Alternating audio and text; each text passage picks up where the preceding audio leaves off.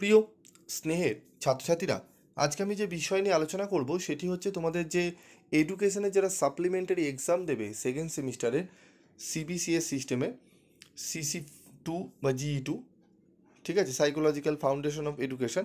এই পেপারটি যাদের new syllabus রয়েছে CCF যারা ছাত্রছাত্রী, তারাও কিন্তু এই সিলেবাসটি ফলো করতে পারে, কারণ আজকের এই যে আলোচনাগুলো করব এখান থেকে তোমরাও অনেক প্রশ্ন কমন পেতে পারো যারা নিউ সিলেবাসে CC ছাত্রছাত্রী রয়েছে। তো আমি আজকে কি আলোচনা করব? আমি আজকে আলোচনা করব বিগত যে CBSES সিস্টেমে যারা সাপ্লি পেয়েছো, বিগত বছরগুলোর যে 2 নম্বরের প্রশ্নগুলো রয়েছে সেই প্রশ্ন এবং তার সম্পূর্ণ উত্তরগুলো নিয়ে। তো ভিডিওটি অত্যন্ত গুরুত্বপূর্ণ হতে চলেছে তোমাদের জন্য। ভিডিওটি ভালো করে শোনো, উত্তরগুলো ভালো করে নোট করে তোমরা পড়ে নাও যারা স্টাডি মেটেরিয়াল সংগ্রহ করতে চাও না। আর যারা স্টাডি মেটেরিয়াল সংগ্রহ করতে চাও ফুল PDF-এ, তারা যোগাযোগ করে নিও স্ক্রিনে দেওয়া নাম্বারে, ঠিক আছে, 7278981430 এই নাম্বারে। তো চলো কথা না বাড়ি চলে আসি মূল আলোচনায়। তো গুরুত্বপূর্ণ 2 নম্বরের প্রশ্ন। প্রথম দেখো, 2023-এর প্রশ্নপত্রে কি এসেছিল? সংযোজনবাদ কি? স্মৃতির দুটি কারণ লেখো। ভাইগটস্কির মতানুযায়ী ভাষা বিজ্ঞানের যে কোনো দুটি স্তর উল্লেখ করো। EQ বলতে কি বোঝো? উপাদানের দুটি বৈশিষ্ট্য লেখো। মানসিক বয়স ও জন্মগত বয়সের পার্থক্য কি? ঠিক আছে, ইংলিশ ভার্সানটি তোমরা দেখে নাও, ইংলিশ ভার্সানটিও রয়েছে এখানে। তো এই যে 2023-এর সম্পূর্ণ প্রশ্নপত্র তোমরা দেখলে, এই 2023-এর 2 নম্বরের যে প্রশ্ন 6টি দিয়েছিল, এই 6টির সম্পূর্ণ উত্তর নিয়েও আজকে আমি আলোচনা করব। তো ভিডিওটি একটু মনোযোগ সহকারে তোমরা দেখতে থাকো।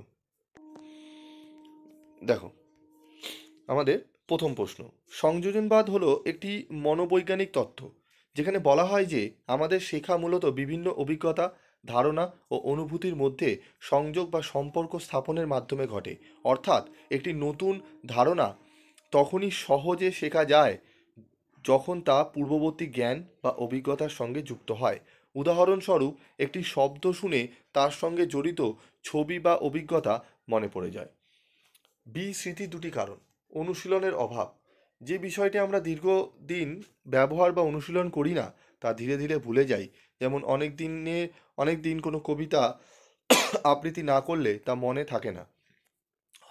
হস্তক্ষেপ বা ব্যাঘাত। নতুন শেখা পুরনো তথ্যের ওপর প্রভাব ফেলে, বা পুরনো শেখা তথ্য নতুন জ্ঞানকে বাধা দেয়। যেমন নতুন ফোন নম্বর মনে রাখার সময় পুরনো নম্বরটি বারবার মনে পড়ে ভুল হয়। 3 নম্বর, ভাইগটস্কির মতানুযায়ী ভাষা বিকাশের দুটি স্তর। সামাজিক ভাষা, আত্মকথক, ঠিক আছে, এই দুটো রয়েছে এখানে, আমি আলোচনা করে দিয়েছি, তোমরা দেখে নাও, লেখা আছে, টাইপ করা আছে এখানে দেখো। এটি শিশুর প্রাথমিক ভাষার স্তর। সামাজিক ভাষা যেটি, এখানে শিশু প্রধানত অন্যদের সঙ্গে যোগাযোগ করার জন্য ভাষা ব্যবহার করে, যেমন মা বাবার সঙ্গে চাহিদা বা আবেগ প্রকাশ করা। EQ বলতে কি বোঝো? EQ হলো আবেগীয় বুদ্ধিমত্তা, যা মানুষের নিজের আবেগকে সঠিকভাবে চিনতে, নিয়ন্ত্রণ করতে এবং অন্যের আবেগকে বুঝতে তার সঙ্গে সঠিকভাবে আচরণ করার ক্ষমতাকে বোঝায়। এই জন্য উচ্চ EQ সম্পন্ন ব্যক্তি নিজের রাগ, দুঃখ, আনন্দ ইত্যাদি আবেগকে নিয়ন্ত্রণ করতে পারে এবং অন্যদের আবেগকেও সম্মান করে। এর ফলে সে সম্পর্ক বজায় রাখতে, সহযোগিতা করতে এবং সমস্যা সমাধানে বেশি দক্ষ হয়। উপাদানের দুটো বৈশিষ্ট্যগুলি আলোচনা করো বা বৈশিষ্ট্য উল্লেখ করো। এটি সার্বিক বুদ্ধির উপাদান। এটি সব ধরনের মানসিক কাজে প্রভাব বিস্তার করে। মানসিক বয়স ও জন্মগত বয়সের পার্থক্য। মানসিক বয়স শিশুর মানসিক ক্ষমতা অনুযায়ী নির্ধারিত বয়স। জন্মগত বয়স শিশুর প্রকৃত বয়স, অর্থাৎ জন্ম থেকে বর্তমান সময় পর্যন্ত সময়। প্রভাব, মানসিক বয়স ও জন্মগত বয়সের তুলনা করে শিশুর IQ নির্ধারণ করা হয়। জন্মগত বয়স কেবল একটি বাস্তব তত্ত্ব, এটি সরাসরি বুদ্ধিমত্তা প্রকাশ করে না। ঠিক আছে, তো টোটাল 6টি প্রশ্নের সম্পূর্ণ উত্তর আমি আলোচনা করে দিলাম। তোমরা যদি চাও 2022, 2021 আরও প্রিভিয়াস যে ইয়ারের 2 নম্বরের প্রশ্ন এবং উত্তর পেতে এরকমই ক্লাসগুলো, তাহলে অবশ্যই তোমরা কমেন্ট করে জানাবে যে স্যার আমাদের পরবর্তী ক্লাসগুলোতেও আলোচনা করে দিন পরবর্তী ইয়ারের 2 মার্কসের কোশ্চেন অ্যান্সার নিয়ে।